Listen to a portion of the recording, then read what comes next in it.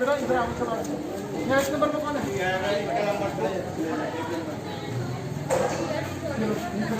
ये बर्तन किसके है? ये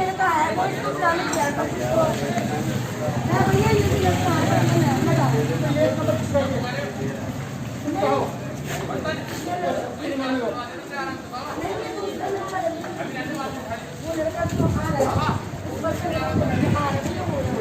चलो 3 नंबर है कहाँ?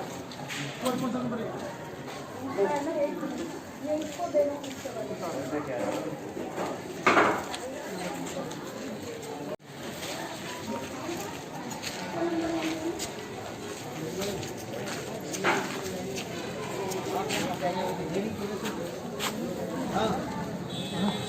इनके पीछे कोई नहीं है यहाँ पे।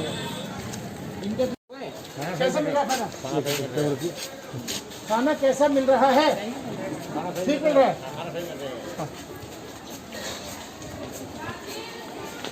हाँ, आप कब से आ रहे हो जी?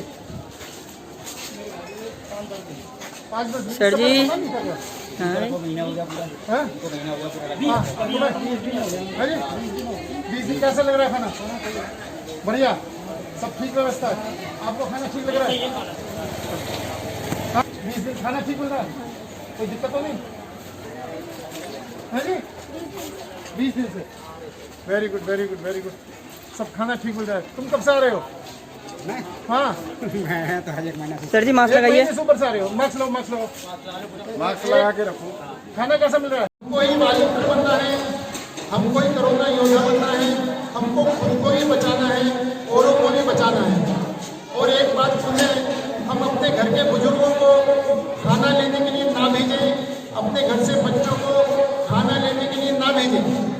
आपसे निवेदन है कि पूरे परिवार से सिर्फ एक व्यक्ति यहाँ पर आएगा और उसके परिवार में जितने भी लोग होंगे, 5 लोग होंगे, 10 लोग होंगे, सबका खाना वो व्यक्ति लेकर जाएगा और अपने घर पर जाकर के अपने बच्चों को खाना खिलाएगा, अपने परिवार के लोगों को खाना खिलाएगा।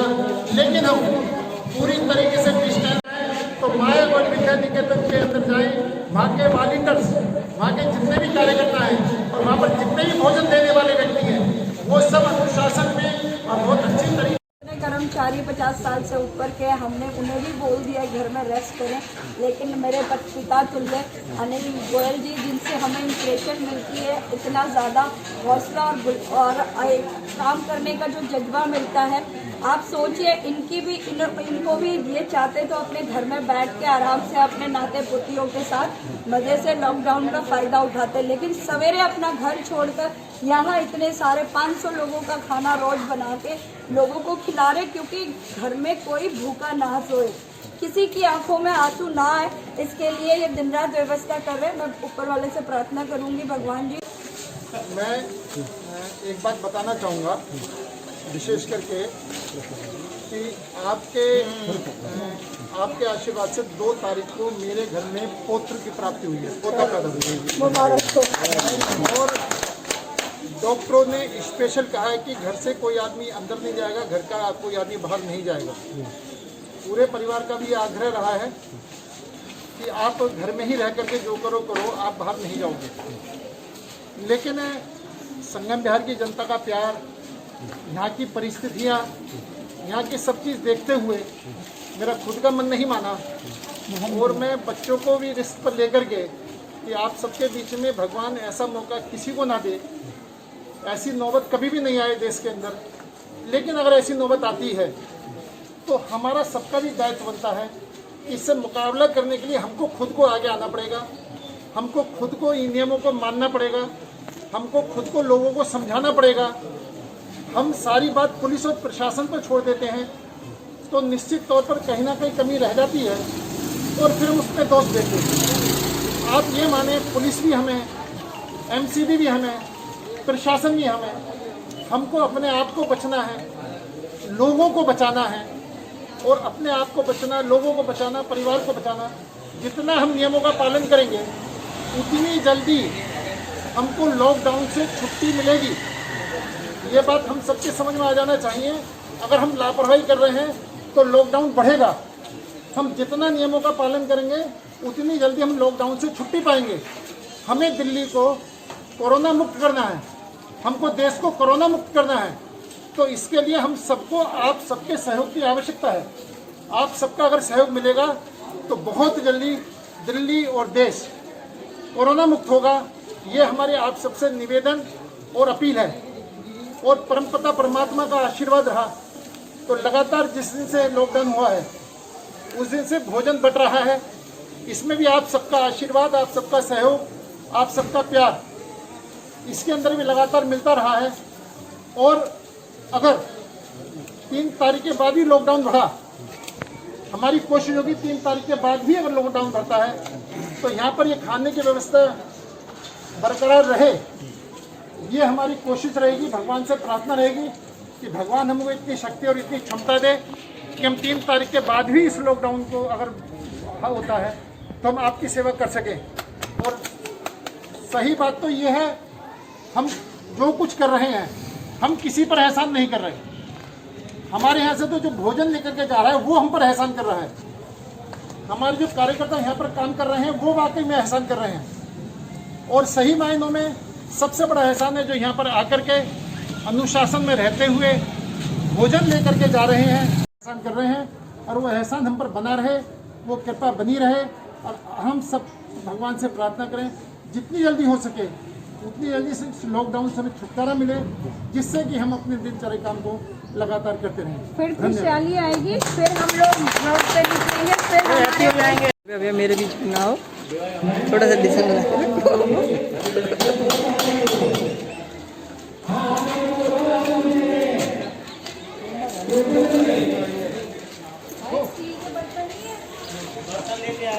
स्टील का लाया करो भाई साहब, वो देखो वो पिघल गया नीचे। वो इसीलिए लेके आते हैं कि साला बर्तन खराब नहीं होगा मेरा दूसरा भैया। खाना लोगों को खिला रहे हैं, आज 31 दिन हो गया। आगे किस तरह से लॉकडाउन बढ़ता है उसके लिए कैसे करें? शशि जी, मैं इंडिया परफॉर्म के माध्यम से आपको ये बता देना चाहता हूँ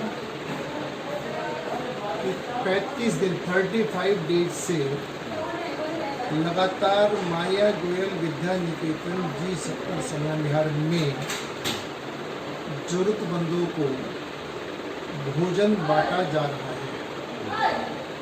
और इस बात का विशेष ध्यान रखा जाता है कि रोज कुछ ना कुछ नई से नई चीज़ों को खिलाया जाए, जिससे कि लोग जो है हर तरह का टेस्ट लेने के लिए, जैसे कभी हम पूरी सब्जी देते हैं, कभी दाल रोटी चावल देते हैं, कभी दाल चावल देते हैं, कभी खिचड़ी देते हैं, कभी उपमा देते हैं। कभी हमारा जो कोशिश होती है कि इसके साथ साथ में हम खाने के साथ साथ कभी नमकीन बांटते हैं, खाने के साथ साथ कभी केला बांटते हैं, खाने के साथ साथ कभी दूध बांटते हैं, खाने के साथ साथ कभी गुड़ बांटते हैं। और इस तरीके से खाने के साथ साथ कई बार इन चीज़ों को रोटेशन घुमाते रहते हैं। हमने जिस प्रधानमंत्री जी ने जब मोमबत्ती जलाने का आह्वान दिया तो हमने खाने के साथ साथ मोमबत्तियाँ बांटी कि आवश्यकता अनुसार हमने खाने के साथ साथ रायता भी खाने के साथ साथ रायता भी देने दिया है। ओके, ये जो गरीबों को खाना आप दे रहे हैं कितने दिन हो गए?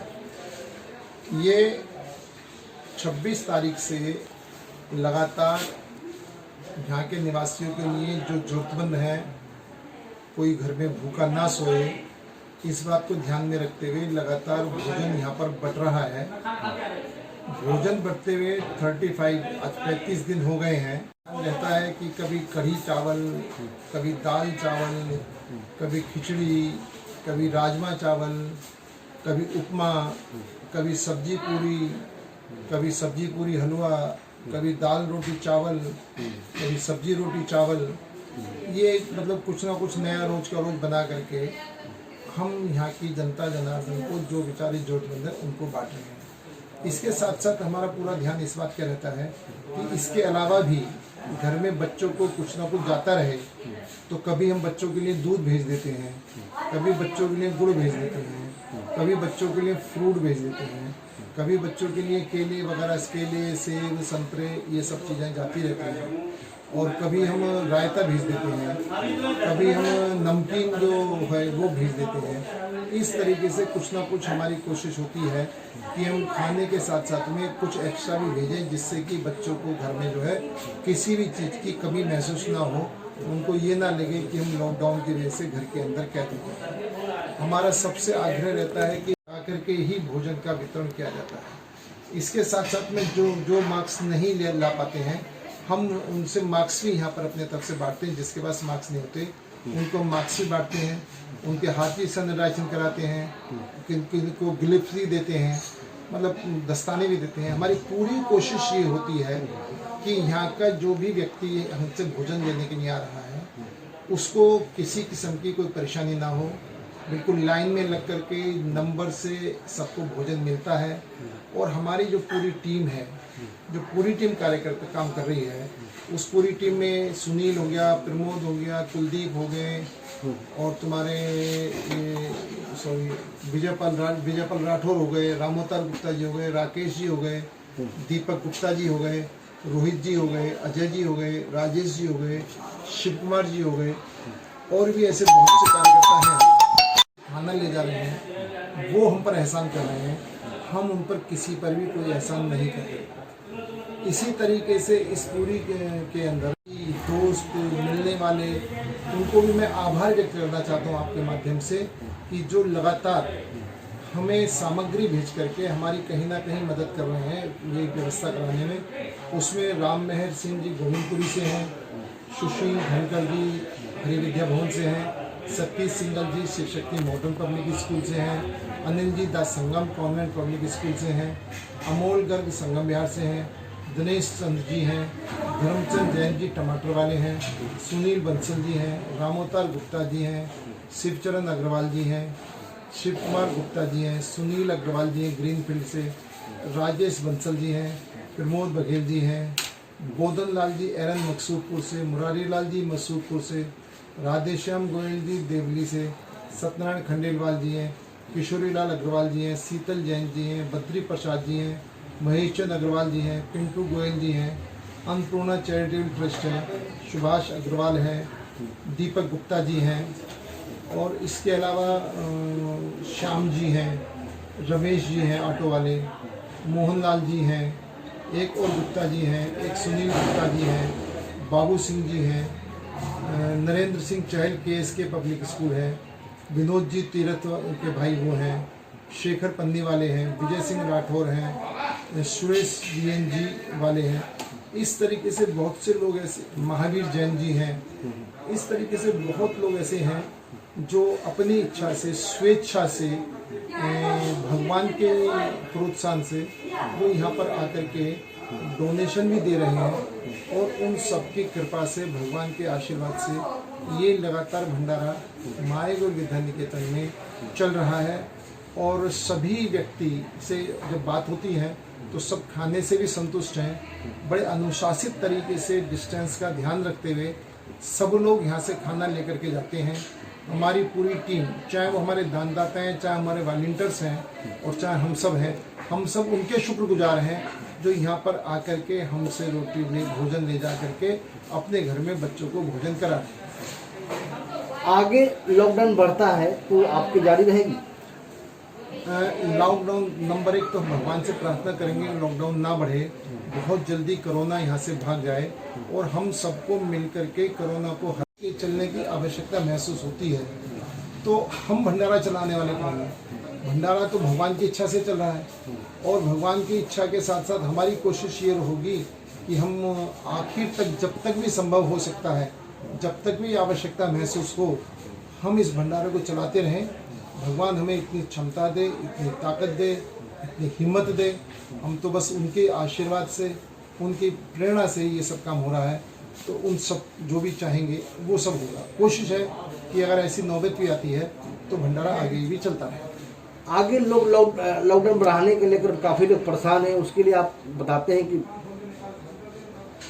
नहीं, देखो, जहाँ तक परेशानी की जरूरत है, अगर ये लॉकडाउन नहीं होता तो यहाँ मरने वालों की संख्या लाखों से लाखों। और महामारी इतनी फैल जाती कि कंट्रोल में नहीं आती। मैं सभी भारतवासियों से, सभी देशवासियों से, सभी चाहे हिंदू मुस्लिम सिख ईसाई हैं, सबसे निवेदन कर रहा हूँ कि ये माननीय कंट्रोल में रख पाए हैं। अमेरिका जैसी महाशक्ति ने भी हाथ खड़े कर दिए हैं। आप ये देखो कि जिनके पास सब कुछ के संसाधन हैं, वो हम कोरोना पर कंट्रोल करने में नंबर 1 है।